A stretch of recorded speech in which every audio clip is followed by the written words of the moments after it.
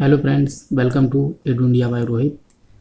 आज मैं आपको बताने वाला हूँ सिंधु घाटी सभ्यता के बारे में। और यदि सिंधु घाटी सभ्यता के बारे में हम बात करें तो हमने जो प्लेलिस्ट डाली थी प्राचीन भारतीय इतिहास की, उसमें मैंने बताया था आपको कि सबसे पहले हम पाषाण काल को पढ़ने वाले हैं और उसके बाद सिंधु घाटी सभ्यता के बारे में हम पढ़ेंगे। ठीक है, तो आज हम सिंधु घाटी सभ्यता के बारे में जानकारी प्राप्त करेंगे। और यदि सिंधु घाटी सभ्यता के बारे में यदि हम बात करें तो ये जो सिंधु घाटी सभ्यता है इसका इतिहास जो है 5000 साल पुराना लगभग इतिहास है इसका। और यदि इसके बारे में और हम बात करें तो सिंधु घाटी सभ्यता जो है ये विश्व की प्राचीन सभ्यताओं में से एक है। और विश्व की सबसे बड़ी अगर सभ्यता की बात की जाए तो सिंधु घाटी सभ्यता जो है वो जो नील नदी की सभ्यता थी। और इसके बाद बात करें तो मेसोपोटामिया की सभ्यता। तो इन सभ्यताओं के अगर बात करें तो इनसे जो है सिंधु घाटी की सभ्यता बहुत ही बड़ी सभ्यता थी। ठीक है, तो सिंधु घाटी सभ्यता के बारे में आज हम जो है महत्वपूर्ण जानकारी प्राप्त करने वाले हैं। और मैं आपको दिखा दूं कि आज हम कौन कौन से जो तथ्य हैं उनके बारे में जानकारी प्राप्त करेंगे, क्योंकि किसी विषय को पढ़ने से पहले उसको हमें समझना बहुत ही ज़रूरी होता है। तो मैं आपको दिखा देता हूँ। सबसे पहले यदि हम बात करें तो आज हम इसके खोज के बारे में जो भी महत्वपूर्ण बातें हैं उनको भी पढ़ेंगे। और इसके कालक्रम, जो इसका काल था कि कौन से समय में इस सभ्यता का उदय हुआ था, और इसके नामाकरण के बारे में जो भी महत्वपूर्ण बातें हैं उनको भी आज हम समझने वाले हैं। और मैं आपको दिखा देता हूँ। और जैसे उद्भव, इसके उत्थान के बारे में जो भी बातें हैं, जैसे विदेशी मत और स्थानीय मत, इनके बारे में जो भी बातें हैं उनको भी हम समझेंगे। और इसके बाद जो है महत्वपूर्ण जो तथ्य है जिसके बारे में बात करें तो विशेषताएं, इसकी क्या क्या विशेषताएं थी उनके बारे में भी हम पढ़ने वाले हैं। और अंततः इसके बारे में जो विस्तार है, विस्तार के बारे में भी समझेंगे। तो इस वीडियो का जो अंत होगा वो हम विस्तार के साथ ही करेंगे। और बाकी जो है इनको हम अपनी वीडियो को जो है पढ़ना प्रारंभ करते हैं, क्योंकि इन्हीं तथ्यों के, अगर जब इन तथ्यों को हम पढ़ेंगे तो जो सिंधु घाटी सभ्यता क्या है और इसका हम जो है इतिहास में क्या महत्व है उसके बारे में हम समझ पाएंगे। तो यदि हम बात करें तो हम इसको खोज से प्रारंभ करते हैं। सबसे पहले यदि हम बात करें तो खोज में जो है सबसे पहले यदि बात करें तो चार्ल्स मैसन, ये चार्ल्स मैसन जो थे, इनकी यदि हम बात करें तो चार्ल्स मैसन ने ही सबसे पहले सिंधु घाटी सभ्यता के बारे में एक बेसिक जानकारी दी थी, क्योंकि इन्होंने जो है पाकिस्तान क्षेत्र का दौरा किया था। और उसके माध्यम से सन 1826 ईस्वी में इन्होंने जब पाकिस्तान क्षेत्र का दौरा किया तो इन्होंने पाया कि यहाँ पर जो है कोई सभ्यता रही थी, लेकिन इन्होंने भी जो है पूर्ण रूप से ये जानकारी नहीं दे पाई कि यहाँ पर कोई सभ्यता है।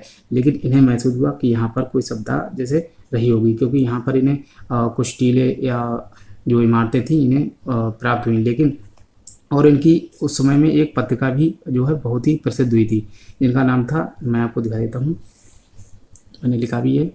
और जो नैरेटिव ऑफ जर्नी, इनकी एक पत्रिका थी नैरेटिव ऑफ जर्नी।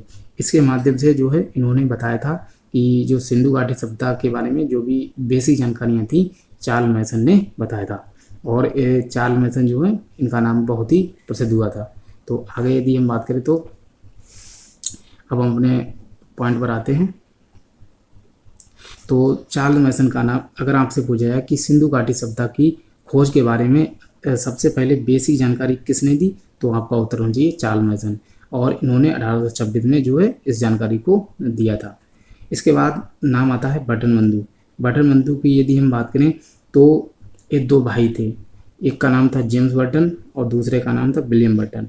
ये दो इंजीनियर भाई थे। और इनकी यदि हम बात करें तो सन 1856 की बात है। और 1856 में इन्होंने जो है पाकिस्तान क्षेत्र का दौरा किया, और इन्होंने जो रेलवे ट्रैक है उसको बनाने का कार्य जो था इन्हीं को जिम्मा दिया गया था।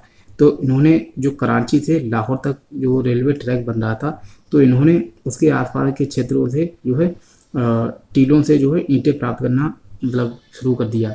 तो इन्हें ये तो लगा कि यहाँ पर कोई सभ्यता रही होगी, लेकिन इन्होंने भी जो है पूर्ण रूप से जानकारी नहीं दे पाई कि यहाँ पर कोई सभ्यता रही होगी। लेकिन इन्होंने अनुमान लगा लिया था कि यहाँ पर कोई, क्योंकि जो सभ्यताएं होती है वो मतलब या तो मिट्टी की बनी होंगी या फिर ईंटों के माध्यम से बनाई जाती हैं।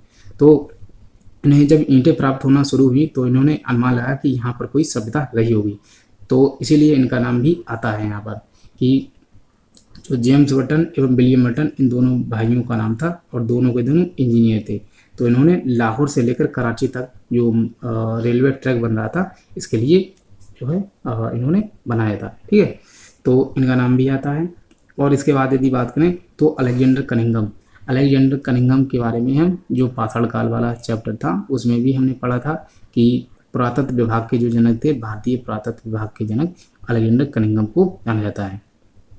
और इन्होंने अलेक्जेंडर कनिंघम ने 1853 से 56 के बीच पाकिस्तान का जो क्षेत्र है, जैसे सिंधु घाटी सभ्यता का क्षेत्र पाकिस्तान में भी है, और देखा जाए तो अफगानिस्तान में केवल 2 ही स्थल हैं और हमारे भारत में लगभग 1000 स्थल वर्तमान में खोजे जा चुके हैं। तो इसके बाद जो है इन्होंने जब दौरा किया तो इन्होंने पहली बार शोध करने का प्रयास किया, लेकिन ये उतने सफल नहीं हो पाए जितनी सफलता की इन्हें ज़रूरत थी। तो अलेक्जेंडर कनिंघम ने भी जो है पहली बार शोध करने का प्रयास किया था। और सबसे पहले यदि हम थोड़ा पीछे जाएं तो देखें कि चार्ल्स मैसन जो थे, इन्होंने सबसे पहले आपसे पूछा जाएगा कि सिंधु घाटी सभ्यता की जो है खोज के बारे में सबसे पहले बेसिक जानकारी किसने दी थी, तो आपका उत्तर होना चाहिए चार्ल्स मैसन। इसके बाद जो 2 इंजीनियर भाई थे, जेम्स बटन एवं विलियम बटन, इनका नाम आता है कि इन्होंने जो है कराची से लाहौर जब ट्रैक बनाया था तो उसके माध्यम से ये भी प्रसिद्ध हुए थे। और इसके बाद हम पढ़ते हैं और जैसे अलेक्जेंडर कनिंघम, तो इनका नाम भी आता है और ये भारतीय पुरातत्व विभाग के जो है जनक भी कहे जाते हैं। तो पहली बार शोध करने का जो प्रयास है वो अलेक्जेंडर कनिंघम ने ही किया था, लेकिन ये उतने सफल नहीं हुए जितनी सफलता की जरूरत थी। इसके बाद जो है देखा जाए तो जॉन मार्शल जो थे ये बहुत ही प्रसिद्ध हुए थे, क्योंकि जॉन मार्शल ने सन 1921 में दयाराम साहनी के नेतृत्व में हड़प्पा की खोज की थी, और राखालदास बनर्जी इन्होंने मोहनजोदड़ो की खोज की थी 1922 में। ठीक है, तो इसलिए ये दोनों जो जॉन मार्शल थे इनके नेतृत्व में दयाराम साहनी ने जो है हड़प्पा की खोज की थी और राखालदास बनर्जी ने जो है मोहनजोदड़ो की खोज की थी। तो इसलिए ये दोनों व्यक्ति जो थे दयाराम साहनी और राखालदास बनर्जी, इनके माध्यम से ही जो पूर्ण रूप से सिंधु घाटी सभ्यता की खोज के बारे में जानकारी मिलती है, तो इन्हीं का नाम आता है। और नेतृत्वकर्ता कौन थे, तो जॉन मार्शल नेतृत्वकर्ता थे और इन दोनों व्यक्तियों ने जो है खोज की थी। जैसे दयाराम साहनी का नाम आता है हड़प्पा के खोज के बारे में। हड़प्पा जो कि रावी नदी के तट पर है और ये पड़ती है पाकिस्तान का जो वर्तमान में पाकिस्तान का जो पंजाब प्रांत है वहीं पड़ता है हड़प्पा। और राखालदास बनर्जी इन्होंने इनकी यदि हम बात करें तो 1922 में इन्होंने मोहनजोदड़ो की खोज की थी। और मोहनजोदड़ो जो है वो सिंधु नदी के तट पर स्थित है, और जो तट पर स्थित है और ये कहाँ है, तो पाकिस्तान में ये स्थित है। ठीक है, तो इसके बारे में जो महत्वपूर्ण जानकारी थी उसको हमने पढ़ा। और जो जॉन मार्शल है इन्हीं का नाम आता है, क्योंकि प्रथम सफल शोधकर्ता यदि आपसे पूछा जाए तो जॉन मार्शल का ही आप नाम देंगे। और क्योंकि इनसे पहले कोई भी व्यक्ति जो है पूर्ण रूप से सिंधु घाटी सभ्यता का पता नहीं लगा पाया था। हालांकि अनुमान बहुत से व्यक्तियों ने लगाए थे, लेकिन प्रथम सफल शोधकर्ता के रूप में जो है जॉन मार्शल को ही जाना जाता है। इसके बाद अब हम देखते हैं काल के बारे में, कि जो सिंधु घाटी सभ्यता का कालक्रम था उसके बारे में समझते हैं। क्योंकि यहाँ पर जो है कई पुरातत्ववेत्ता थे जिन्होंने अपना कालक्रम दिया है, लेकिन हमें उन्हें पढ़ना है जो महत्वपूर्ण होते हैं। तो जॉन मार्शल के नेतृत्व में ही हड़प्पा और जो मोहनजोदड़ो इसकी खुदाई हुई थी और इनकी जो है स्थलों का पता लगाया गया था। तो इसलिए जॉन मार्शल जो है वो बहुत ही महत्वपूर्ण हो जाते हैं। तो इसलिए जॉन मार्शल जो थे इन्होंने एक तिथि दी थी कि 3250 BC से लेकर 2750 BC के बीच जो है सिंधु घाटी सभ्यता का कालक्रम रहा था, और मतलब इसी समय के बीच सिंधु घाटी सभ्यता का उदय हुआ था। तो इन्होंने एक कालक्रम दिया था। और इसके बाद यदि बात करें तो DP अग्रवाल, ये DP अग्रवाल जो थे ये बहुत ही महत्वपूर्ण व्यक्ति हुए थे। मतलब ऐसा क्यों है, तो मैं आपको बताना चाहता हूँ कि जो कार्बन 14 पद्धति थी, इन्होंने कार्बन 14 पद्धति को दिया था, और कार्बन 14 पद्धति के माध्यम से ही जो जीवाश्म होते हैं, जैसे जीवाश्म हो गए या फिर किसी भी सभ्यता का या फिर कोई पुरानी चट्टानें होती हैं उनका पता लगाने के लिए ये जो कार्बन 14 पद्धति है ये बहुत ही प्रसिद्ध होती है और इसी के माध्यम से जो है मतलब क्लियर जानकारी पता लग पाती है। तो इसी जो कार्बन 14 पद्धति है इसी के माध्यम से जब सिंधु घाटी सभ्यता का कालक्रम पता किया गया तो लगभग 2300 से लेकर 1750 बीसी के बीच जो है इसका कालक्रम दिया गया था। ठीक है, तो 2300 लगभग 2350 मान लीजिए आप, 2350 से लेकर 1750 बीसी के अंतर्गत इसका कालक्रम माना गया था। तो क्योंकि कार्बन 14 पद्धति जो है बहुत ही महत्वपूर्ण पद्धति है और इसका जो है जीवाश्म या फिर मैंने आपको बता दिया कि चट्टानें या फिर किसी भी सभ्यता जो पुरानी सभ्यताएं होती हैं उनको पता लगाने के लिए कार्बन 14 पद्धति का ही प्रयोग किया जाता है और ये पद्धति डीपी अग्रवाल के नेतृत्व में जो है प्रयोग की गई थी। तो अधिकतर देखा जाए तो सिंधु घाटी सभ्यता के कालक्रम के जो कालक्रम है उसको जो है अधिकतर विद्वान जो है वो 2300 से 1750 बीसी के अंतर्गत ही मतलब अपना कालक्रम देते हैं। तो इसीलिए जो सिंधु घाटी सभ्यता का प्रमुख कालक्रम है आप उसे जो है 2300 से लेकर 1750 बीसी के बीच दे सकते हैं। अगर आपसे ऑप्शन में पूछा जाए कि सिंधु घाटी सभ्यता का कालक्रम क्या है तो ऑप्शन में जो 2300 से लेकर 1750 बीसी वाला जो कालक्रम है ये आपको उसमें दिया जाएगा और यही जो है सही उत्तर आपका होगा क्योंकि ये सर्वमान्य तिथि मानी जाती है क्योंकि अधिकतर विद्वान जो है वो इसी तिथि में आकर जो है देखे जाते हैं। तो अब हम समझते हैं कालक्रम के बारे में समझ लिया हमने। अब हम समझ लेते हैं नामाकरण के बारे में क्योंकि नामाकरण जो है ये सिंधु घाटी सभ्यता का कोई भी सभ्यता होती है उसके नामाकरण के लिए जो है जो भी विशेषताएं होती हैं उसको हम समझते हैं। जैसे सिंधु घाटी सभ्यता जो थी इसके बारे में यदि बात करें तो सिंधु सभ्यता ही इसका नाम क्यों पड़ा, क्योंकि कोई भी सभ्यता जब किसी भी सभ्यता का जब उदय होता है तो सबसे पहले पता लगा जाता है कि वह किस नदियों के किनारे उदय हुई थी। तो सिंधु जो सभ्यता थी इस सिंधु नदी एवं उसके जो सहायक नदियाँ थी उसी के आसपास सबसे पहले इसका पता लगाया गया था। जैसे यदि बात करें तो हड़प्पा जो पहला स्थल था वो भी सिंधु नदी की सहायक नदी जो है रावी नदी उसी के किनारे जो है पड़ता है। तो इसलिए जो देखा जाए तो सिंधु नदी के आसपास ही रावी नदी बहती है। तो इसीलिए सिंधु सभ्यता और सिंधु के किनारे जो है सिंधु सभ्यता के कई स्थल प्राप्त हुए हैं। तो इसीलिए भी सिंधु घाटी सभ्यता के नाम से भी सिंधु सभ्यता जाना जाता है। और नेक्स्ट क्या था कि सिंधु सरस्वती सभ्यता। तो बाद में पता लगाया गया था कि सिंधु के साथ साथ जो है सिंधु घाटी सभ्यता के स्थल सरस्वती नदी के किनारे भी मिले थे। तो हालांकि ये सिंधु सरस्वती सभ्यता वाला जो नाम था ये कुछ विद्वानों के बीच ही रहा और इसे विश्व प्रसिद्धि नहीं मिली, लेकिन इसे भी हम पढ़ सकते हैं कि सिंधु सरस्वती सभ्यता के नाम से भी इसका नाम हुआ था। और नेक्स्ट हमारा है कि हड़प्पा सभ्यता।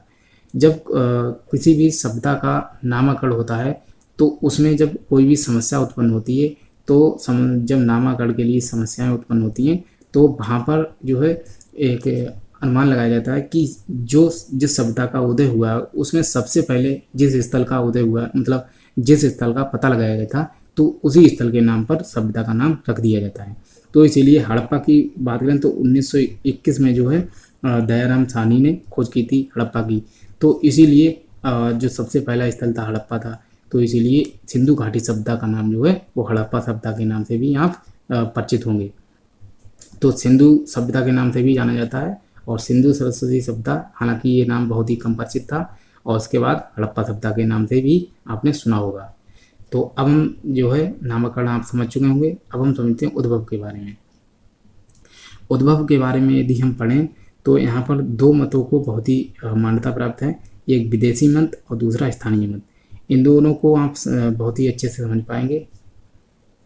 यदि हम बात करें तो जो हमारी सिंधु घाटी सभ्यता थी ये विश्व की बहुत ही प्रसिद्ध एवं विश्व की सबसे विस्तृत सभ्यता के रूप में जो है सिंधु घाटी सभ्यता को ही जाना जाता है। तो विदेशी मत जो थे जैसे यदि हम बात करें एक मैप से समझ लेते हैं थोड़ा। जैसे हमारी जो सिंधु घाटी सभ्यता थी हमारा जो जैसे आप एक समझ लीजिए यहाँ पर ऐसे ही समझ लीजिए कि ये है अपना भारत। ठीक है, भारत के बाद देखा जाए तो यहाँ पर पड़ती है ईरान इराक पड़ता है। तो ईरान इराक में जो है मेसोपोटामिया की सभ्यता हुई थी, मेसोपोटामिया। ठीक है, तो मेसोपोटामिया की सभ्यता हुई थी जो कि दजला एवं फरात नदियों के किनारे मेसोपोटामिया सभ्यता का उदय हुआ था। इसके बाद नील नदी की भी सभ्यता हुई थी जो कि अफ्रीका में नील नदी बहती है। तो नील नदी जो है, नील नदी की सभ्यता या मिस्र की सभ्यता आपने सुनी होगी। तो यदि हम बात करें तो विदेशियों ने, विदेशी मत जो थे, इन्होंने जो मेसोपोटामिया की सभ्यता थी, यहाँ के निवासी थे सुमेरियन। तो इन्होंने कहा था कि जो सुमेरियन यहाँ के निवासी थे, उन्होंने कहा कि जो सिंधु घाटी की सभ्यता के लोग हैं वो सुमेरियनों ने ही सिंधु घाटी सभ्यता का जो है निर्माण किया था। लेकिन और क्योंकि ये विदेशी थे तो इन्होंने विदेशी मत को ही महत्व प्रदान करना चाहा था। इसमें क्या था कि मार्शल थे, व्हीलर थे, चाइल्ड, डीडी कोलंबी, इन्होंने जो है अपने मत दिए थे। लेकिन आगे हम बात करें तो जो हमारे भारत के लोग थे, जैसे राखाल दास बनर्जी, इनकी यदि बात करें तो राखाल दास बनर्जी ने जो है मोहनजोदड़ो की खोज की थी 1922 में। तो इन्होंने हमारे भारत के जो भी पुरातत्ववेता थे, इन्होंने अपने मत देना प्रारंभ किए। इन्होंने अपने मत जब देना प्रारंभ किए तो राखाल दास बनर्जी ने कहा था कि जो भारतीय जो सभ्यता है, सिंधु घाटी सभ्यता, इसके जो भी इसका उद्भव के बारे में बात करें तो इन्होंने द्रविड़ बताए थे कि द्रविड़ लोगों ने जो है सिंधु घाटी सभ्यता का जो है निर्माण किया था। तो हालांकि ये जो मत था द्रविड़ वाला, ये बहुत ही प्रसिद्ध हुआ था क्योंकि राखाल दास बनर्जी ने मोहनजोदड़ो की खोज भी की थी, तो इनका मत जो था बहुत ही प्रचलित हुआ था। इसके बाद आगे हम पढ़ते हैं कि आर्य, जो टी.एन. रामचंद्र थे, लक्ष्मण स्वरूप एवं कुशालकर, इन्होंने बताया था कि जो सिंधु घाटी सभ्यता के निर्माता थे वो थे आर्य। तो आर्य, तो ये मत हालांकि बहुत ही कम प्रचलित था। ऐसा क्यों है? क्योंकि आर्य अगर बहुत ही पहले आ गए थे, क्योंकि इसका जो कार्यकाल था लगभग 2350 से 1750 बीच इसका बीसी में इसका काल था। तो इस समय अगर ये आ गए थे आर्य, तो वैदिक सभ्यता में, क्योंकि सिंधु घाटी सभ्यता जो थी वो एक नगरीय सभ्यता थी और नगर जो थे पक्के मतलब ईंटों से बने हुए थे, ऐसा माना जाता है। तो अगर ये पक्की ईंटों में मतलब पक्की ईंटों के माध्यम से घर को बनाना जानते थे, तो ये जब वैदिक काल में फिर झोपड़ियों में क्यों रहते हैं, इसीलिए इनका मत जो था वो हो जाता कैंसिल। तो इसीलिए जो है राखाल दास बनर्जी थे, इन्होंने कहा था कि जो भारतीय जो सभ्यता है इसके निर्माता जो हैं वो द्रविड़ थे। हालांकि ये मत जो है बहुत ही प्रचलित था, लेकिन इन्होंने विदेशियों ने और अपने जो भारत के लोग थे, इन्होंने अपने अपने मत दिए थे। तो इनको भी आप पढ़ सकते हैं। विदेशियों ने मत दिए थे कि सुमेरियन सभ्यता थी, सुमेरिया जो मेसोपोटामिया के लोग सुमेरियन थे, इन्होंने ही सिंधु घाटी सभ्यता की जो है यही निर्माता थे। इनमें मार्शल, व्हीलर, चाइल्ड, डीडी कोलंबी और इत्यादि लोग पुरातत्ववेता भी थे। और स्थानीय मत में देखा जाए तो द्रविड़, इन्होंने जो राखाल दास बनर्जी थे, इन्होंने कहा था कि द्रविड़ जो थे इन्होंने ही सिंधु घाटी सभ्यता के यही निर्माता थे। और आर्य वाला ये तो आप केवल याद कर सकते हैं, लेकिन ये हालांकि गलत है, पूछा नहीं जाता ऐसा। अब हम समझ लेते हैं विशेषता के बारे में। यदि हम विशेषता के बारे में समझें तो इसकी जो सिंधु घाटी सभ्यता है ये इतनी प्रसिद्ध सभ्यता थी और इसीलिए इसकी जो है बहुत सारी महत्वपूर्ण विशेषताएं हैं, तो उनको हम समझ लेते हैं। तो इसके बारे में, इनकी विशेषता के बारे में यदि हम पढ़ें तो इनकी पहली विशेषता है कि प्रथम नगरीय सभ्यता।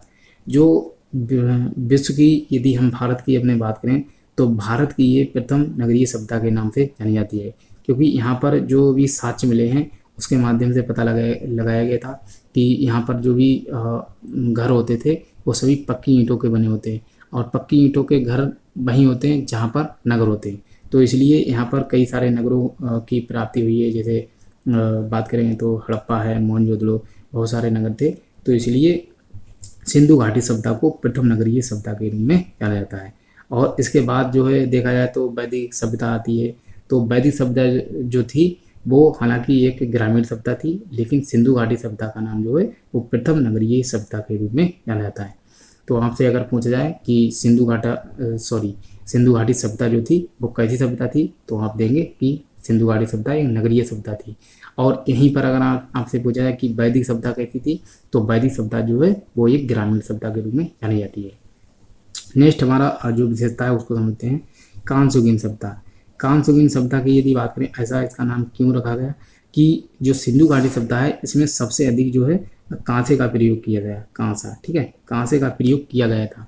और कांसे की यदि बात करें तो एक तांबा प्लस टिन, ठीक है, इन दो धातुओं का मिश्रण होता है कांसा। तो तांबा प्लस टिन, तांबा को हम कॉपर भी कहते हैं, इन दोनों धातुओं से मिला हुआ होता है कांसा। और सिंधु घाटी सभ्यता में सबसे अधिक अगर देखा जाए तो कांसे का ही प्रयोग किया गया था। तो इसीलिए जिस सभ्यता में जिसका सब सर्वाधिक प्रयोग होता है उसी के नाम पर जो है उस सभ्यता का नाम रख दिया जाता है। तो इसीलिए इसे कहते हैं कांस्ययुगीन सभ्यता, क्योंकि यहाँ पर जो है सबसे अधिक कांसे का प्रयोग किया गया था। तो अब हम समझ लेते हैं नेक्स्ट सभ्यता, नेक्स्ट विशेषता। तो आप इन दोनों को समझ पाएंगे कि प्रथम नगरीय सभ्यता के रूप में जाना जाता है सिंधु घाटी सभ्यता को, और ये कांस्ययुगीन सभ्यता के रूप में भी जानी जाती है। और यहाँ पर मैं और एक बात समझा दूँ, जैसे जो पाषाणकालीन सभ्यता थी, पाषाण काल जो था उसमें पत्थर का प्रयोग हुआ था, इसीलिए उसे कहते हैं पाषाण काल। और यहाँ पर जो सिंधु घाटी सभ्यता थी यहाँ पर कांसे का सर्वाधिक प्रयोग हुआ था, इसीलिए इसे कांस्ययुगीन सभ्यता कहते हैं। जिस युग में जिस धातु का प्रयोग होता है उस युग को उसी धातु के नाम से रख दिया जाता है। और आगे जैसे लौह युग आता है तो उत्तर वैदिक काल से लौह युग का प्रारंभ होता है, क्योंकि 1000 ईसा पूर्व में जो है लोहे की खोज हुई थी, तो उसके आगे का युग जो है वो लौह युग के नाम से भी जाना जाता है। तो यहाँ पर हम कांस्ययुगीन सभ्यता के रूप में याद कर सकते हैं। नेक्स्ट है हमारा कि आद्य ऐतिहासिक सभ्यता। जो आद्य ऐतिहासिक क्या होता है उसको हालांकि हम पीछे भी पढ़े थे, मैं आपको फिर से समझा देता हूँ। जैसे यदि आद्य ऐतिहासिक की बात करें तो 3 होते हैं, एक होता है प्राक ऐतिहासिक, एक होता है आद्य, ठीक है, आद्य, और एक होता है इतिहास। इन तीनों को समझने के लिए आपको जो है थोड़ी थोड़ी जानकारी मैं आपको बता दूँ। जो प्राक ऐतिहासिक होता है, प्राक ऐतिहासिक जो जैसे हमारा जो इतिहास है, प्राचीन इतिहास, इसको हम 3 भागों में बांटकर पढ़ते हैं, एक प्राक ऐतिहासिक, एक आद्य ऐतिहासिक और तीसरा इतिहास। तो प्राक ऐतिहासिक का होता है कि यहाँ पर जो है जो भी साक्ष्य मिले हैं वो लिखित नहीं है और लिखित ना होने के कारण उन्हें पढ़ा भी नहीं जा सकता। तो इसलिए ना तो यहाँ पर कोई लिखित साक्ष्य मिले हैं और ना ही उन्हें पढ़ा जा सकता है। तो इस काल में जो भी आते हैं, जैसे पाषाण काल है, उसको प्राक ऐतिहासिक में ही रखा जाता है, क्योंकि वहाँ पर जो भी कोई भी पुरातत्व जो है वो लिखित प्राप्त नहीं हुआ है और उसे पढ़ा भी नहीं जाता था, तो इसलिए पाषाण काल को रखा जाता है प्राक ऐतिहासिक में। आद्य ऐतिहासिक में उसे रखा जाता है जिसमें साक्ष्य तो प्राप्त हुए हैं, जैसे कोई भी मूर्ति है या कोई भी चीज़ है उस पर मतलब नाम या कुछ भी अंकित किया गया है, लेकिन उस लिपि को आज तक पढ़ा नहीं जाता, और जिस दिन उस लिपि को पढ़ लिया जाएगा तब बन जाता है इतिहास। लेकिन आद्य ऐतिहासिक की विशेषता है, आप याद रखेंगे कि यहाँ पर पुरातत्व या जो भी साक्ष्य हैं वो प्राप्त तो हुए हैं, लेकिन आज तक उसकी लिपि जो है वो पढ़ी नहीं जा सकी, इसलिए उसे रखा जाता है आद्य ऐतिहासिक में। और इतिहास में उनको रखा जाता है जो भी लिपियाँ प्राप्त हुई हैं उनको लिपि प्राप्त भी हुई है एवं उसे पढ़ा भी जा सका है, इसलिए उसे कहा जाता है इतिहास। तो ये 3 जो हैं इनको तीनों को ही इतिहास के कालक्रम के अनुसार बांटा जाता है। तो आप समझ पाएंगे कि आद्य ऐतिहासिक सभ्यता के रूप में जो है सिंधु घाटी सभ्यता को क्यों कहा जाता है, क्योंकि यहाँ पर जो भी साक्ष्य या पुरातत्व मिले हैं वो लिखित तो हैं, लेकिन उन्हें आज तक जो है उनकी लिपि को आज तक पुरातत्ववेत्ता पढ़ नहीं पाए हैं, तो इसीलिए इसे आद्य ऐतिहासिक के रूप में पढ़ा जाता है। हम समझ लेते हैं आगे। तो मैं समझ सकता हूँ कि यहाँ इन तीनों को समझ पाएंगे कि नगरीय सभ्यता, कांस्ययुगीन सभ्यता और जो आद्य ऐतिहासिक है इसके बारे में भी समझ पाएंगे। अब चौथा है शांतिप्रिय सभ्यता। शांतिप्रिय सभ्यता के बारे में यदि हम बात करें तो सिंधु घाटी की सभ्यता की जब खुदाई हुई, इसके जितने भी स्थल मतलब प्राप्त हुए हैं उनमें देखा जाए तो कहीं भी अस्त्र शस्त्र जो है इनका कहीं भी मतलब नहीं मिले हैं। तो अस्त्र शस्त्र जिस सभ्यता में मिलते हैं वहाँ अनुमान लगाया जाता है कि ये सभ्यता जो थी, यहाँ के लोग जो थे वो लड़ाई में जो है बहुत ही अधिक मतलब विश्वास रखते थे। लेकिन जो सिंधु घाटी सभ्यता थी यहाँ पर अस्त्र एवं शस्त्र ना के बराबर प्राप्त हुए हैं, मतलब प्राप्ति ही नहीं हुए हैं, इसीलिए इस सभ्यता को जो है पुरातत्ववेत्ता शांतिप्रिय सभ्यता के नाम से जानते हैं। तो इन चारों को आप समझ पाए होंगे। 5वां है व्यापार विधान। जो सिंधु घाटी की सभ्यता थी इसकी ये महत्वपूर्ण विशेषता है कि जो सिंधु घाटी सभ्यता थी ये एक व्यापार प्रधान सभ्यता थी, क्योंकि आपने देखा होगा जो भी शहर होते हैं, क्योंकि ये देखा जाए तो शहरी या नगरीय सभ्यता थी, तो जो भी नगर होते हैं वहाँ पर कृषि तो होती नहीं, वहाँ पर होता है व्यापार, तो इसीलिए ये नगरीय सभ्यता होने के कारण यहाँ पर जो है व्यापार को भी प्रधानता प्राप्त थी। तो देखा जाए तो जो व्यापार था वो आंतरिक एवं बाह्य दोनों तरह से होता था। ठीक है। तो आंतरिक मतलब हमारे सिंधु घाटी सभ्यता के अंतर्गत भी व्यापार होता था, और सिंधु घाटी सभ्यता से जो बाहर के देश थे वहाँ से भी व्यापार होता था। तो आंतरिक एवं बाह्य दोनों प्रकार का व्यापार होता था। नेक्स्ट विशेषता है इसकी विस्तृत सभ्यता। अगर इसके विस्तार की हम बात करें तो मैंने आपको बताया कि जैसे यहाँ पर देख सकते हैं एक जो इराक और ईरान में जो पड़ती है मेसोपोटामिया की सभ्यता, जो कि दजला एवं फरात नदियों के किनारे इसका उदय हुआ था। और जो अफ्रीका महाद्वीप में मिस्र देश है, तो मिस्र में हुई थी नील नदी की सभ्यता, क्योंकि मिस्र से नील नदी निकलती है। तो नील नदी के किनारे जिस सभ्यता का उदय हुआ था उसे हम मिस्र की सभ्यता या नील नदी की सभ्यता के नाम से जानते हैं। तो हम समझ पाएंगे मैं जो बताना चाह रहा हूँ कि मेसोपोटामिया की सभ्यता और जो मिस्र की सभ्यता, विद्वानों ने बताया कि जो मेसोपोटामिया की सभ्यता थी एवं मिस्र की सभ्यता, इन दोनों को अगर मिला लिया जाए, इन दोनों को मिला लिया जाए तो इनसे 12 गुना जो है सभ्यता बड़ी थी। जो भारत की जैसे सिंधु घाटी सभ्यता है, ये इन दोनों सभ्यताओं को मिला लेने के बावजूद भी 12 गुना इनसे अधिक बड़ी थी। तो इसीलिए कहा जाता है कि विश्व की सबसे विस्तृत एवं बड़ी सभ्यता जो थी वो सिंधु घाटी सभ्यता को ही जाना जाता है। अब हम बात कर लेते हैं थोड़ा और फैक्ट के बारे में। जैसे यहाँ पर कुछ तथ्य दिए कि राजनीतिक और आर्थिक और सामाजिक और सांस्कृतिक, यदि हम इनकी बात करें तो सिंधु घाटी सभ्यता जो थी राजनीतिक यहाँ पर मतलब क्या था, राजनीतिक महत्व क्या था, तो इसको समझते हैं। राजनीतिक यदि यहाँ पर बात करें तो सिंधु घाटी सभ्यता जो है यहाँ पर जो भी पुरातत्व प्राप्त हुए हैं, क्योंकि पुरातत्व के आधार पर ही इसका अनुमान लगाया गया था, क्योंकि यहाँ पर लिखित साक्ष्य अभी तक ना तो पढ़े जा सके, इसीलिए इसका जो है आप पूर्ण रूप से अनुमान नहीं लगाया जा सकता कि यहाँ पर राजनीति मतलब यहाँ पर राजतंत्र था या लोकतंत्र था, इस प्रकार से अनुमान नहीं लगाया जा सकता। लेकिन यहाँ पर देखा जाए तो इसके बारे में पूर्ण रूप से साक्ष्य प्राप्त नहीं हुए हैं, तो उसके अनुसार जो है ये तथ्य जो है अधूरे हैं। तो यहाँ पर राजनीति के बारे में भी पूर्ण रूप से अनुमान नहीं लगाया जाता। अब हम थोड़ा पढ़ लेते हैं आर्थिक के बारे में। यहाँ पर कहता था तो देखा जाए तो जो आर्थिक व्यवस्था थी इसके बारे में यदि बात करें तो व्यापार जो था, क्योंकि व्यापार जो है वो आर्थिक मतलब आर्थिक के अंतर्गत आ जाता है। तो आर्थिक विशेषताओं के बारे में यदि हम बात करें तो आर्थिक देखा जाए तो यहाँ पर व्यापार जो था वो आंतरिक एवं बाह्य दोनों प्रकार से किया जाता था। तो इसको हम पढ़ सकते हैं आर्थिक के अंतर्गत, आर्थिक विशेषताओं के अंतर्गत। सामाजिक की यदि हम बात करें तो समाज जो था, समाज में जैसे आप देख सकते हैं कि वैदिक सभ्यता थी, वहाँ पर जो है 4 वर्ण थे। जैसे बात करें क्षत्रिय, ब्राह्मण, क्षत्रिय और वैश्य और शूद्र, ये 4 वर्णों में जो है समाज विभाजित था। लेकिन यहाँ पर कोई पुरातत्व जो है आपको पूर्ण रूप से नहीं मिले हैं, जिसके कारण जो है इसका भी अनुमान यहाँ पर नहीं लगाया जाता। हालांकि जो आगे पढ़ते हैं जब वैदिक सभ्यता, उसमें 4 वर्णों में सभ्यता को जो है बांटा गया था। नेक्स्ट है सांस्कृतिक यदि यहाँ पर बात करें तो यहाँ पर सांस्कृतिक के बारे में जैसे कई मूर्तियाँ प्राप्त हुई हैं। जैसे जो मातृ देवी की मूर्ति थी उसको भी सिंधु घाटी सभ्यता में मोहनजोदड़ो से प्राप्त किया गया था। एवं मिट्टी के कई बर्तन होते हैं या फिर मिट्टी की मूर्तियाँ, ये सारी जो है सांस्कृतिक के अंतर्गत ही देखा जाता है। तो यहाँ पर सांस्कृतिक के रूप में जो है देखा जाए तो बहुत ही उच्च मतलब क्वालिटी के थे। हालांकि ये लोग प्रकृति एवं मातृ देवी और जो सभ्यता है मतलब इन सभ्यता को देखा जाए तो सूर्य के देवता, तो इन सभी में ये लोग विश्वास करते थे और इनका जो है एक प्रकृति में भी बहुत ही विश्वास करते थे। तो इस प्रकार देखा जाए तो राजनीतिक, आर्थिक, सामाजिक और सामाजिक इन जो है इनके माध्यम से ही हम समझ पाए हैं।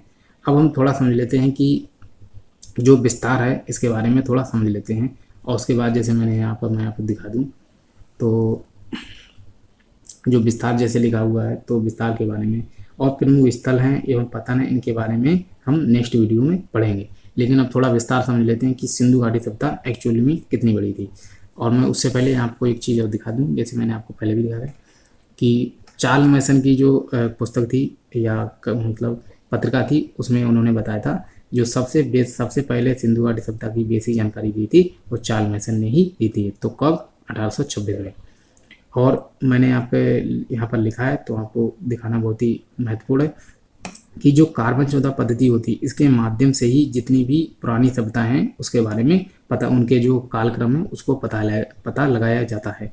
और जो भी जीवाश्म होते हैं या फिर पुरानी चट्टानें वगैरह, इनको जो है कार्बन 14 पद्धति के माध्यम से ही याद किया जाता है, मतलब पता लगाया जाता है। तो आप इसको भी याद कर सकते हैं और ये बहुत ही महत्वपूर्ण है। तो आप, क्योंकि इससे प्रश्न भी पूछ लिया जाता है। अब हम थोड़ा समझ लेते हैं उसके सभ्यता के बारे में, विस्तार के बारे में। तो यदि हम बात करें विस्तार के बारे में, जैसे मैंने यहाँ पर लिखा है विस्तार, अब मैं आपको दिखाना चाहता हूँ, क्योंकि जब हम मैप देखेंगे तो आपके बहुत ही अच्छे से समझ में आएगा। देखिए ये है अपना भारत, और मैं आपको दिखा देता हूँ। जैसे यदि बात करें तो ये है अपना भारत, ठीक है। यहाँ से कुछ भारत का अपना मैप है और इसके माध्यम से जो है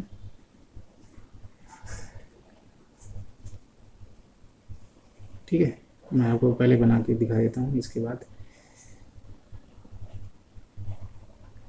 समझते हैं कि यहाँ पर कौन कौन सी विशेषता हैं।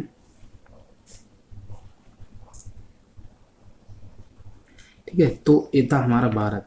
और इसके बाद जो है इधर का जो क्षेत्र है, जैसे मैंने जो हरे से इंडिकेट किया है, ये अपना भारत था। और जो वर्तमान में अपना भारत है इसी का मैप है। तो सिंधु घाटी जो सभ्यता थी इसका विस्तार बहुत ही अधिक था। यदि इसके बात करें तो सबसे इसका उत्तरी, क्योंकि उत्तर दक्षिण पूर्व पश्चिम के चारों स्थल जो थे उनको जो है पूछा भी जाता है और कई एग्जाम्स में पूछा भी जा चुका है। तो मैं आपको बताना चाहता हूँ, यदि इसके विस्तार के बारे में बात करें तो इसका जो सबसे उत्तरी स्थल था उसका नाम था मांदा। और ये मांदा कहाँ था, तो ये जम्मू कश्मीर में पड़ता है और ये चिनाब नदी के किनारे है। तो ये सबसे उत्तरी स्थल था, आप इसे बिल्कुल याद रख लें। और नेक्स्ट यदि हम बात करें तो दक्षिण के बारे में पहले पढ़ लेते हैं। यदि दक्षिण की बात करें तो इसका सबसे दक्षिणी स्थल जो था वो दाइमाबाद था। इसका नाम है दाइमाबाद और ये पड़ता है गोदावरी नदी की सहायक नदी है प्रवरा, तो प्रवरा के किनारे पड़ता है दाइमाबाद। और दाइमाबाद जो है ये महाराष्ट्र में पड़ता है। तो आप बिल्कुल इसको याद कर लें, क्योंकि यहाँ से प्रश्न पूछे जाते हैं। पहला पूछा जाएगा कि जो सिंधु घाटी सभ्यता थी उसका सबसे दक्षिणी स्थल कौन सा था, तो आप उत्तर देंगे दाइमाबाद। और एक कौन से राज्य में है, तो ये है महाराष्ट्र में। और एक कौन सी नदी के किनारे है, तो आप देंगे गोदावरी, या तो आपको गोदावरी ऑप्शन में मिलेगी। अगर गोदावरी नहीं है तो उसकी सहायक नदी प्रवरा आपको दी जाएगी। और अगर उत्तरी स्थल पूछा तो मांदा, और एक कहाँ है तो जम्मू कश्मीर में पड़ता है और ये चिनाब नदी के किनारे पड़ता है। तो ये तीनों जो है बिल्कुल याद रखें। अब पढ़ लेते हैं पूर्वी स्थल क्या था इसका। जो पूर्वी स्थल है इसकी यदि हम बात करें तो आलमगीरपुर। ये आलमगीरपुर जो था ये उत्तर प्रदेश में पड़ता है और कौन सी नदी के किनारे है, तो हिंडन नदी के किनारे ये पड़ता है। और ये सिंधु घाटी सभ्यता का सबसे पूर्वी स्थल के रूप में जाना जाता है। तो आप बिल्कुल इसको याद कर लें। और चौथा जो था सबसे पश्चिमी, उसको भी पढ़ लेते हैं। तो सिंधु घाटी सभ्यता का जो सबसे पश्चिमी स्थल था इसका नाम है सुतकांगे डोर। और इस सुतकांगे डोर जो है ये पड़ता है बलूचिस्तान में, बलूचिस्तान जो कि पाकिस्तान में पड़ता है। तो आप इनको भी याद कर लें। सबसे पहली बात कि सिंधु घाटी सभ्यता का सबसे पश्चिमी स्थल, तो आप देंगे सुतकांगे डोर। कौन से क्षेत्र में पड़ता है, तो बलूचिस्तान क्षेत्र में पड़ता है जो कि पाकिस्तान में पड़ता है। ठीक है, तो क्षेत्र का नाम है बलूचिस्तान और देश का नाम है पाकिस्तान। और एक किस नदी के किनारे, तो ये दाद नदी। ये तो कई बार प्रश्न पूछे भी आ चुके हैं, तो इसलिए ये बहुत ही महत्वपूर्ण हो जाते हैं। अब मैं आपको और भी बातें बता दूं। जैसे सिंधु घाटी सभ्यता जो थी आप देख सकते हैं उसका ये क्षेत्रफल था, देखा जाए तो बनता है त्रिकोणीय। इसका सबसे पश्चिमी स्थल, इसके बाद ये पड़ता है सबसे दक्षिणी, इसके बाद ये पड़ता है सबसे पूर्वी, और इसके बाद ये पड़ता है सबसे उत्तरी। तो इसका ये क्षेत्रफल था। और देखा जाए तो इसका क्षेत्रफल था, और इसका क्षेत्रफल कितना था ये भी पूछा जा सकता है। तो 13 लाख वर्ग किलोमीटर जो था इसका क्षेत्रफल था। आप इसे भी याद कर लें। 12,99,000 लगभग 600 कुछ था। तो लगभग में 13 लाख वर्ग किलोमीटर इसका पूरा जो है क्षेत्रफल था सिंधु घाटी सभ्यता का। और देखा जाए तो इसके जो लगभग वर्तमान में जो स्थल है मैं आपको पहले दिखाई देता हूँ। तो यहाँ पर देख सकते हैं आप, जैसे मैं आपको बता देता हूँ।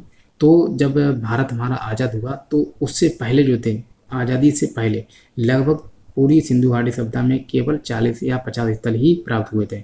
लेकिन अब जब हमारा भारत स्वतंत्र हो चुका है तो लगभग अब इसके 1500 स्थल लगभग खोजे जा चुके हैं।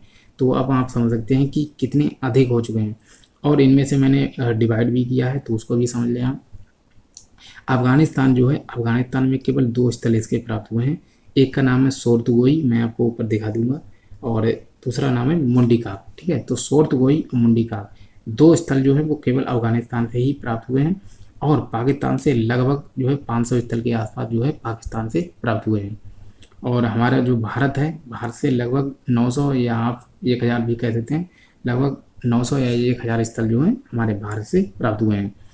और भी कई विशेषताएं, पहले उसको समझ लें, इसके बाद हम अपनी वीडियो को समाप्त करेंगे, क्योंकि हमारा उद्देश्य यही है कि हमें जो भी महत्वपूर्ण जानकारियाँ हैं वो सभी पढ़ें। तो मैंने यहाँ पर लिखा भी है, हालांकि मैंने पहले भी आपको बताया था कि जैसे हमारा भारत पड़ता है, एक सिंधु घाटी जो सभ्यता थी, इसके बाद यहाँ पर जैसे यहाँ पर जगह नहीं थी तो मैंने आपको ऊपर लिख दिया। ये जो मेसोपोटामिया की सभ्यता थी, यहाँ के निवासी थे सुमेरियन, तो इसीलिए सुमेरियन सभ्यता भी कहा जाता है। तो मेसोपोटामिया की जो सभ्यता है, इराक और इराक ईरान में पड़ती ही है दजला फरात नदी, तो उसी नदी के किनारे ये मेसोपोटामिया की सभ्यता का उदय हुआ था। नंबर 2 महत्वपूर्ण है कि मिस्र की सभ्यता आपने सुना होगा, जो कि नील नदी के किनारे इसका उद्गम हुआ था। तो नील नदी के किनारे जो मिस्र की सभ्यता थी इसका उदय हुआ था। और मैं आपको ये भी बता दूं कि ये कहाँ है, तो ये अफ्रीका में पड़ता है, मिस्र देश। वहीं मिस्र में ही नील नदी बहती है, तो इसीलिए मिस्र की सभ्यता या नील नदी की सभ्यता आपने सुना होगा। तो इन दोनों सभ्यताओं को यदि मिला दिया जाए, मैंने यहाँ पर लिखा भी है, मैं आपको दिखा देता हूँ। तो मेसोपोटामिया की सभ्यता और मिस्र की सभ्यता जब इन दोनों को जोड़ दिया जाए से 12 गुना अधिक जो थी वो हमारी सिंधु घाटी सभ्यता थी। तो आप ये जो बहुत ही BBI है, इसको भी आप मतलब याद कर सकते हैं। और मैं आपको थोड़ा और महत्वपूर्ण बातें उसको भी समझा दूं, जैसे मैंने यहाँ पर लिया है उसको समझ लेते हैं। मैं आपको समझा देता हूँ। जैसे चनहूदड़ो, जो सिंधु घाटी सभ्यता थी, इसके स्थलों की कुछ विशेषताएं थी, उनको हम समझ लेते हैं। जैसे यहाँ पर जो स्थल होते थे वो एक तो होता था निचला स्थल और एक होता था उच्च स्थल। तो निचला स्थल था, उसमें क्या होता, जो निचला नगर होता था, जैसे स्थल नहीं नगर कहते हैं, तो जो निचला नगर होता था उसमें रहते थे गरीब लोग। और जो उच्च स्थल होता था, जैसे कि उच्च स्थल, और वह उच्च स्थल जो होता था वो दुर्गीकृत भी होता था, तो वहाँ पर रहते थे अमीर लोग। ठीक है, तो जो भी अमीर लोग थे वो उच्च स्थल में रहते थे। जैसे चनहूदड़ो है, चनहूदड़ो की बात करें तो यहाँ पर जो भी वेस्ट एवं ईस्ट जो भी स्थल होते थे, हर देखा जाए तो सिंधु घाटी सभ्यता की सबसे प्रमुख विशेषता ये थी कि इसके स्थल जो भी प्राप्त हुए हैं वो अधिकतर जो हैं वो दो भागों में बटे हुए ही प्राप्त हुए हैं। 1-2 अपवाद हैं, उनको भी पढ़ेंगे। जैसे बात करें तो धौलावीरा, जो कि तीन भागों में बटा हुआ प्राप्त हुआ है, तो ये अपवाद के रूप में पढ़े जाते हैं। लेकिन सिंधु घाटी सभ्यता के जितने भी जो स्थल थे वो 2 भागों में बटे हुए ही अधिकतर प्राप्त हुए हैं। और इसकी कुछ विशेषताएं समझ लेते हैं। जैसे चनहूदड़ो जो स्थल प्राप्त हुआ है, चनहूदड़ो कहाँ है, तो ये पाकिस्तान में है, और ये किस नदी के किनारे है, तो उत्तर देना है आपको, जो है मतलब सिंधु नदी के किनारे। तो इसके जैसे 2 नगर होते थे, एक होता था निचला नगर और एक होता था उच्च नगर। तो इसकी चनहूदड़ो की विशेषता है कि इसके दोनों जो नगर थे वो दोनों ही दुर्गीकृत नहीं थे, क्योंकि एक मतलब अधिकतर विशेषताएं ये प्राप्त हुई हैं कि सिंधु घाटी सभ्यता के जो भी स्थल होते थे उनमें एक नगर होता था जो उच्च नगर, वो होता था दुर्गीकृत, और दूसरा नगर जो होता था वो दुर्गीकृत नहीं होता था, अर्थात वहाँ पर गरीब रहते थे। तो कालीबंगा, अब कालीबंगा की विशेषता समझ लेते हैं, क्योंकि इन तीनों से कुछ विशेष बातें हैं, इसीलिए मैंने इनको लिया है। कालीबंगा एक ऐसा स्थल था सिंधु घाटी सभ्यता का जहाँ मतलब उसके दोनों जो नगर थे, दोनों के दोनों अलग अलग दुर्गों से दुर्गीकृत थे।